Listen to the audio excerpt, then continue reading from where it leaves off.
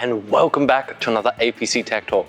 My name is Matt from the R&D team, and today we're demonstrating how to apply our brand new Sparta Guard polyaspartic top coat. For this example, we're going with an essential finish, which will require one coat at 4 to 5 square meters per liter.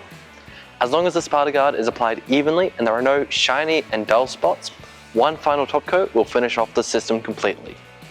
So, mixing together part A and part B at a rate of 4 to 5 square meters per liter, this surface is roughly 5 square meters.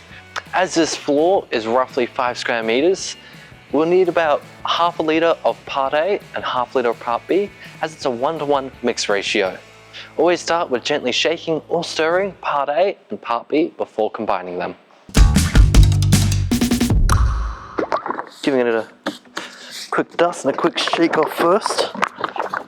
Sparta Guard's a little bit thicker than Sparta 60, but still quite easy to pour and work with.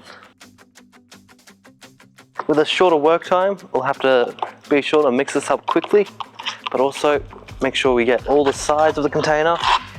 Even with a paddle mixer, just running the paddle along the sides of the container just so it gets all the edges off. So we're going to pour this out on the floor. Sparta Guard is specifically formulated for government and education facilities. So what that means is it has APAS approval and it has low VOCs, meaning minimal smell, which means it can be used anywhere where you might need that low smell to not disturb anyone else. Which also has the added benefit of meaning it can be done in commercial shopping centers and areas like that. Faster cure time, so a quicker return to service, having 36 hours for foot traffic and 48 to 72 for vehicle traffic. There's a one coat top coat, meaning only one coat is needed for an essential or crystal finish.